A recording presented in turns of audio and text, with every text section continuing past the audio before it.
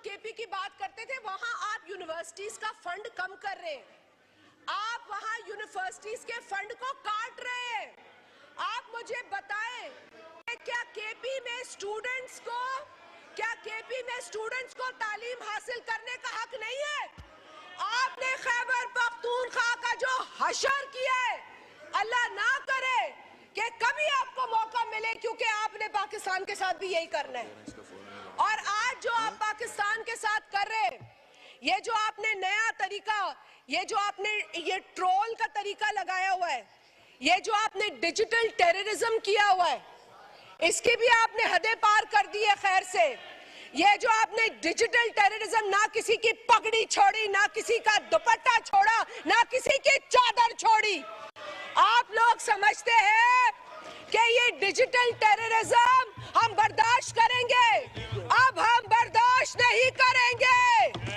ये मुल्क मुतहम्मिल नहीं है तकसीम का, ये मुल्क मुतहम्मिल नहीं है नफरत का।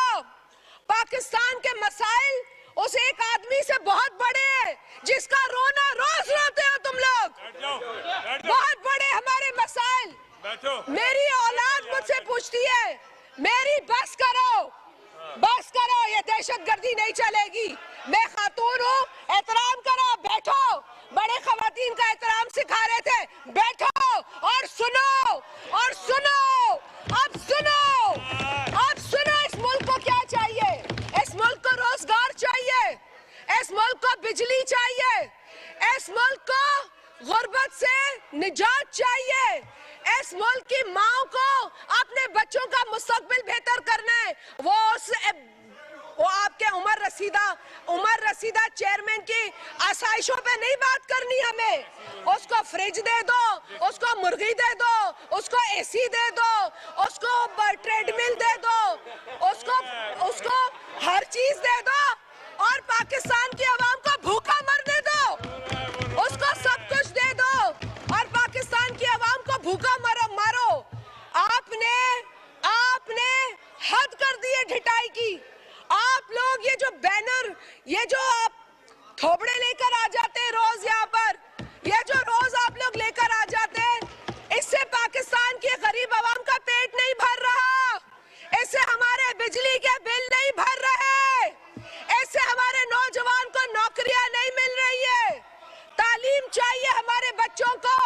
हमारे बच्चे हमसे पूछते हैं कि आप रोजगार पे बात क्यों नहीं करते? ये एक ही आदमी के पीछे पूरा पाकिस्तान क्यों ख्वार करते ये लोग? आप लोगों को एहसास होना चाहिए। आज कश्मीर पे बात हो रही थी, आप यहाँ पे जमघटा बना के खड़े हो गए थे।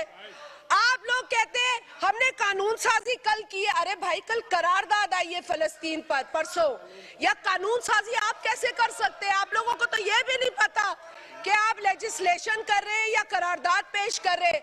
और करारदाद के ऊपर भी आपको पेट में दर्द होने लगता है, आपको तकलीफ होने लगती है। मुझे आपकी तकलीफ पता है फलस्तीन के हवाले से, क्योंकि आपके अपने लीडर ने एक ज़ायनिस्ट को लंदन में सपोर्ट किया था मेयर इलेक्शन के लिए। तो आप लोग नहीं समझ सकेंगे इन बातों को। But I feel sorry for you people because some things are not defendable. You can't defend his support for the Zionists. You can't. So I let it go. वो सादिक जावेद बता चुका है, वो अपने कंसर्न एक्सप्रेस कर चुका है अपने इलेक्शन में, और वो अपनी तकलीफ का भी इजहार कर चुका है when your leader did not support him as a Muslim Pakistani candidate. वो बता चुका है. So sir, with all honesty, यहाँ सिर्फ लेक्चरबाजी नहीं होनी चाहिए, यहाँ पर अवाम के मसलों पर बात भी होनी चाहिए और एक दूसरे का साथ भी देना चाहिए। पीपल्स पार्टी इस वक्त इस पाकिस्तान के अंदर जो मसाइल हैं, जो अवाम को दरपेश मसाइल हैं, उसको लेकर परेशान है। वरना हम भी किसी के नखरे बर्दाश्त नहीं करते। हम सिर्फ पाकिस्तान की सालमियत, पाकिस्तान में इस्तेहकाम, पाकिस्तान में अमन के हामी हैं और हम हर कीमत अदा करेंगे पाकिस्तान के अंदर स्टेबिलिटी को कायम रखने के लिए। हम आप लोगों की तरह हम खुद गर्ज नहीं है, हम नहीं है खुद गर्ज, और हम हम साबित कर रहे हैं, करते रहेंगे। लेकिन आप लोगों को भी होश के नाखून लेने चाहिए। आप लोगों को भी पाकिस्तान का सोचना चाहिए। अमेरिका की कांग्रेस में पाकिस्तान में मुदाखलत की रेजोल्यूशन आती है तो आप लोग खुश होते हैं। और रेजोल्यूशन कौन लाता है? जो इजराइल का सबसे बड़ा सपोर्टर है। रेजोल्यूशन कौन लाता है? जिसने कई बिल पास किए इजराइल को वेपनाइज करने के। और आप यहाँ खुश होते हैं कि ओ हो वो इजराइल का सपोर्टर जो है कांग्रेसमैन, उसने हमारे लिए वहां पे बात की, उसने बात की, पाकिस्तान में मुदाखलत की और आपने उसे वेलकम किया। I say it's a shame that you have done this. Pakistan Peoples Party को इन्हीं अदालतों से बदतरीन फैसले मिले। शहीद जुल्फिकार अली भुट्टो को फांसी लगाई गई, लेकिन एक भी कारकुन ने किसी पर हमला नहीं किया। खुद को आग लगाई हमारे कारकुनों ने, खुद को जलाया।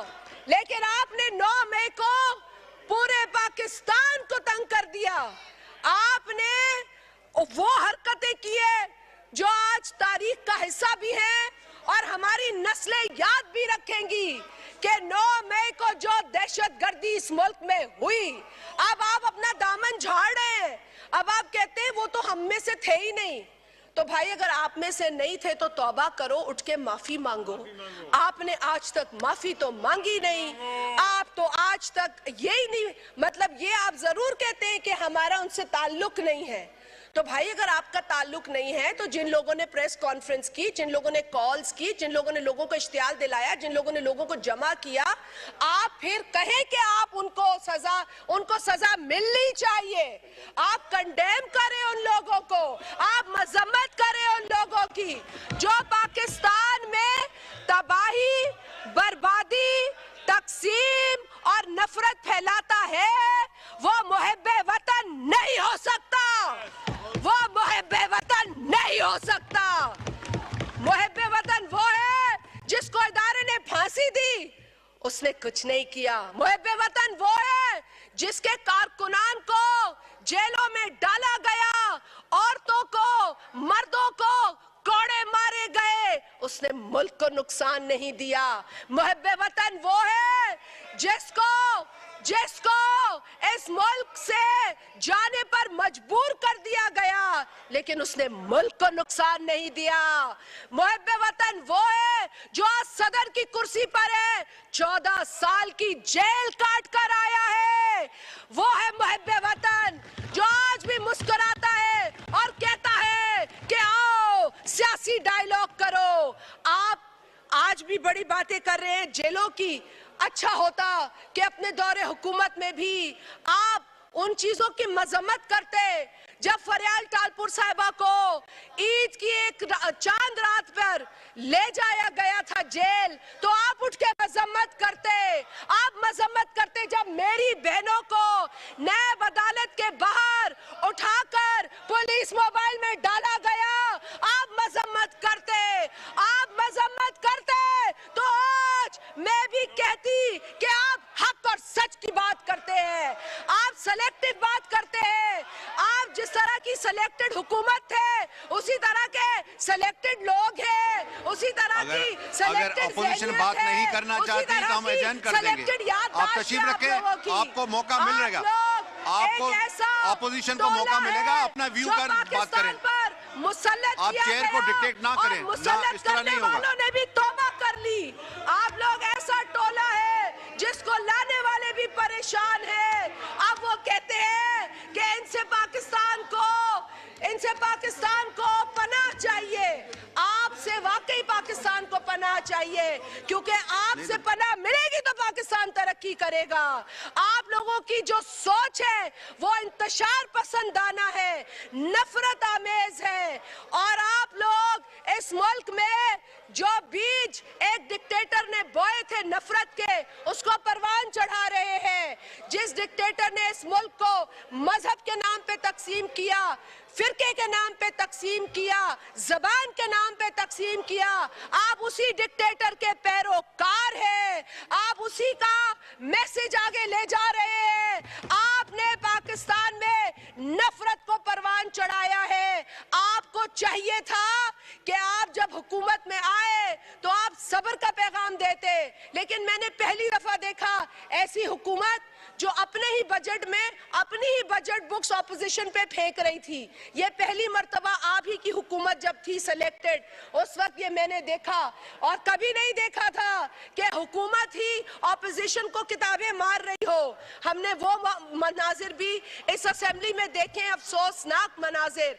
आपका लीडर शाबाशी उन लोगों को देता था जो ज्यादा गाली देते थे, जो ज्यादा शोर मचाते थे, और जो बेचारे इज्जतदार थे वो कोना पकड़ के बैठ जाते थे क्योंकि उन्होंने घर से ये तरबियत हासिल नहीं की थी। लेकिन आपका लीडर उनको कहता था कि गाली दो, जितनी बड़ी गाली दोगे उतनी बड़ी शाबाशी मिलेगी, ये आपका, और उतना बड़ा ओहदा मिलेगा। आपके अंदर की कहानियां आप सारी पता है हमें, ऐसी बात नहीं है, सारी कहानियां अंदर की बाहर आ चुकी हैं। लेकिन उस वक्त अभी भी आप, बहुत टाइम है, वैसे हमें इतनी गंदी कहानियां सुननी भी नहीं है, लेकिन जहां तक सवाल पैदा होता है इस मुल्क का, इस मुल्क में हमें मरना है, हमें जीना है। हमारी औलादें इस मुल्क से बाहर नहीं बैठी हैं, हमारी औलादें अयाशी नहीं कर रही हैं किसी और मुल्क में। अगर इस मुल्क में मेरी औलाद है तो भी मुझे आपकी औलाद की फिक्र होगी, अगर मेरी औलाद नहीं होगी तो मुझे किसी की औलाद की फिक्र नहीं होगी। आप इन उसूलों को क्यों भूल जाते हैं? उसे एक शख्स के लिए आप सारे उसूल भूल जाते हैं। भाई उसके बच्चे भी यहाँ नहीं हैं, उसका यहाँ कोई, देखिए सबसे बड़ा सरमाया, आप दिल पे हाथ रख के बोले, आपकी औलाद होता है।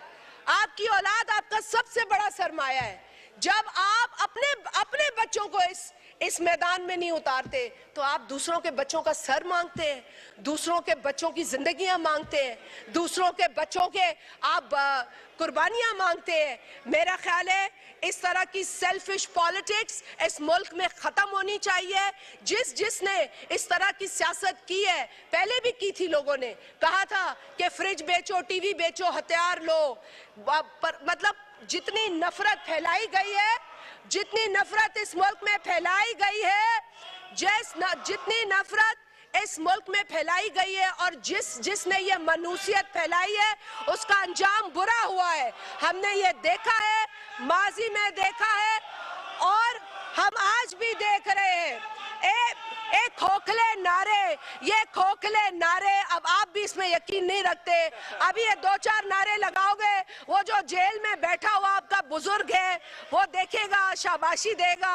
मैं समझ सकती हूँ कि आपकी नौकरी जो है बहुत जरूरी है, लेकिन आपकी पहली नौकरी इस मुल्क के लिए होनी चाहिए। आपकी पहली नौकरी, आपकी पहली नौकरी इस वतन अजीज के लिए होनी चाहिए। उस एक घमंडी को आप खुश करने के लिए बार बार यह नारे लगाते हैं, जो खड़ा होता है पाकिस्तान जिंदाबाद और फिर दूसरा फितना जिंदाबाद। क्यों भाई, क्यों फितना जिंदाबाद? ये मुल्क जिंदाबाद, इस मुल्क का अमन जिंदाबाद, इस मुल्क की खुशहाली जिंदाबाद, इस मुल्क का नौजवान जिंदाबाद, इस मुल्क का हर फर्द जिंदाबाद, इस मुल्क की बेटी जिंदाबाद, इस मुल्क का बेटा जिंदाबाद, पाकिस्तान जिंदाबाद।